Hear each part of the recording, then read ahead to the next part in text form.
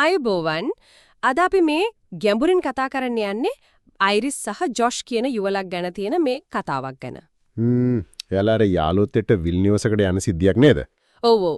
කැට්, ඊලයි, Patrick, සර්ගේ ඔක්කොම ඉන්නෝ ඒ තාරම්භය සංසුන් වුණාට පස්සේ වෙන දේවල් නම් ටිකක් දරුණුයි. ඒක තමයි. ප්‍රධානම සිද්ධිය වෙන්නේ අර සර්ගේ. එයා අයිරිස්ගේ බලහත්කාරකම් කරන්න හදනකොට අයිරිස් එයාව මරනවා. පිහියකින් ඇනලා. ඔව්. ඒක ඇත්තටම කම්පනකාරී සිදුවීමක්.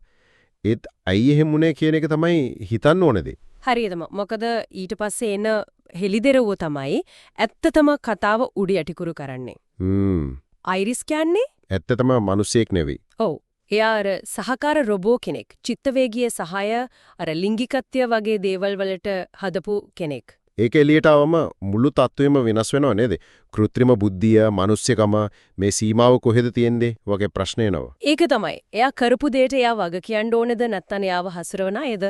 ඒ ප්‍රශ්නේ තවත් උග්‍ර වෙනවා අර ජොෂ්ගේ ප්ලෑන් එක එළියට එනකොට. ඔව්. එයා කැට්ව රවට්ටලා තියන්නේ සර්ගේ කියන්නේ රුසියානු මාෆියා කෙනෙක් කියලා.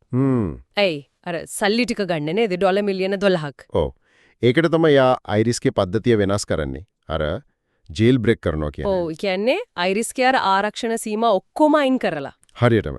එයාව පාදිච්චි කරනවා සර්ගේව මරන්න. තාක්ෂණය කොහොමද අනිසි විදියට යොදාගන්නේ කියන එකට හොඳ උදාහරණයක්. තමන් රොබෝ කෙනෙක් තමන්ව පාවිච්චි කරලා තියෙන්නේ මිනිමැරුමකට කියලා දැනගත්තම අයිරිස්. එයා වෙනස් වෙනවා. එයා පැනලා යනවා. ඔව්. ගිහින් එයාගේ බුද්ධි මට්ටම 40ට ඉඳන් 100ටම වැඩි කරගන්නවා. ඒක එයාගේ නිදහස හොයාගෙන යන ගමනේ පටන් ගැනීමක් වගේ. ඒ අතර තව රහසකුත් එළියට එනවනේ. අර ඉලයිගේ පෙම්වතා පැට්‍රික්. ඔව්. එයාත් සහකාර රෝබෝ කෙනෙක්. ඒත් කතාවේ කියවන විදිහට නම් ඒ දෙන්න අතර තිබිලා තියෙන නිකන් වැඩසටහනක් නෙවෙයි. ඇත්ත ආදරයක් වගේ දෙයක්ද? එම තමයි කියන්නේ. ඒකත් හිතන්න දෙයක් ඉතුරු කරනෝ නේද? රොබෝ කෙනෙක්ට ඇත්තටම ආදරය කරන්න පුළුවන්ද? ඒක තමයි. කතාව තවත් දුක්බර පැත්තකට යන්නේ අයිරිස්ව හොයාගෙන යන ඉලයි. හම්බෙන් මැරෙනවා. අයිරිස් එක්ක වෙන පොරබැදීමකදී වෙඩි වැදිලා. ඒකත් එක්ක ජොෂ් තවක් දරුණු වෙනවා. එයා පැට්‍රික්ව අර රීබූට් කරනවා. ඔව් මතකේ ඔක්කොම අයින් කරලා Tamanට ආදරය කරන විදියට හදනවා. ඒ විතරක් නෙවෙයි අර ආක්‍රමණශීලී බව. ඒක 100ට වැඩි කරනවා අයිරිස්ව අල්ලගන්න. එයා වාරියුදයක් කරනවා වගේ වැඩක් නේ. ඔව්. එයා ගිහින් පොලිසි නිලධාරියෙක්වත් මරලා අයිරිස් ආපහු ගෙනවා. ඒ වෙනකොට පැට්‍රික් කියන්නේ කලින් හිටපු කෙනා නෙවෙයි. ඊට පස්සේ තමයි කැට් ඇත්ත කියන්නේ. සර්ගේ මාෆියා කෙනෙක් නෙවෙයි කියන එක. ඔව්. එයා නිකන් තනකොළවවන කෙනෙක්ලෝ. ටිකක් නරක පෙම්වතෙක් විතරයි. ඒ කියන්නේ ජොෂ්ගේ මුළු සැලෙස්මම බොරුවක් උඩ ගොඩ නැගිලා තියෙන්නේ. ඒක දැනගත්තම කැට් සල්ලි ටික අරන් යන්න හදනවා. එතකොටම ජොෂ් පැට්‍රික් ලව යාවත් මරවනවා. හිතාගන්නත් බෑ එයාගේ කෑදරකම. ඊට පස්සේ එයා අයිරිස්ව තිවරයක් කරන්න හදන්නේ.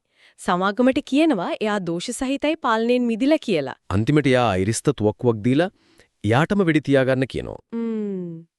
ඒත් කතාව එතනින් ඉවර නෑ. නෑ නේද? අර සමාගමෙන් එන අය. ඔව්. එයාලා කියනවා අයිරිස්ගේ මතකේ තියෙන ඔළුවේ නෙවෙයි බඩේ කියලා. ආපහු පණ ගන්වන්න පුළුවන්. ඒක ඇහුනම ජෝෂ් කලබල වෙනවා. පැට්‍රික්ව යවනවා ආයව නවත්තන්න. පැට්‍රික් එක සේවයෙක්ව මරනව ඒත් අනිත් කෙනාව ආපහු පණ ගැන්නුණු අයිරිස් බේරගන්නවා. ඉලයිව මතක් කරලා. ඒ මොහොතේ පැට්‍රික්ට තමන් කරපු දේවල් තේරෙනවා වගේ. එයා පසුතැවෙනවා. ඉතින් එයා විදුලි සැරවද්දගෙන සියදිවි නසා ගන්නවා. ඒකත් කෘතිම උනත් හැංගීම් මතකය කොච්චර බලවත්ද කියනකට උදාහරණයක්. අයිරිස්ව බේරගත්ත සේවකයා එයාට සම්පූර්ණ නිදහස දෙනවා. ස්වාධීනත්වය. එතනින් මෙහාට කවුරුත් එයාව පාලනය කරන්නේ නැහැ. ඒ නිදහසත් එක්ක එයා ජොෂ්ට මුහුණ දෙනවා.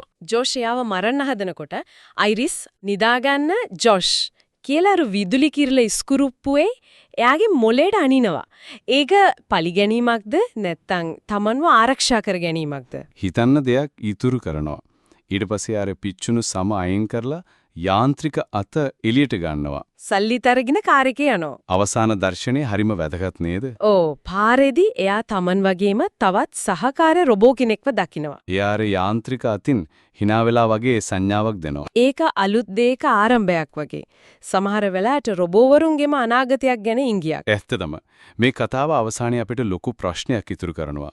මේ වැඩසටහන් ගත කරපු මතකයන් හැඟීම් එක්ක කෘත්‍රිම බුද්ධියක් තියෙන කෙනෙක්ගේ සවිඥානිකත්වය, එයාගේ මතකය, එයාගේ නිදහස, ඒවයේ ඇත්ත ස්වභාවය මොකද්ද? ඇත්ත ආදරය, ඇත්ත හැඟීම කියන්නේ මොකද්ද? මේවා නිකම්ම වැගසතහන්ද නැත්නම් ඊට එහා ගිය දෙයක්ද? ඒ ගැන හිතන්න මේ කතාව අපිට ලොකු ඉඩක් දෙනවා.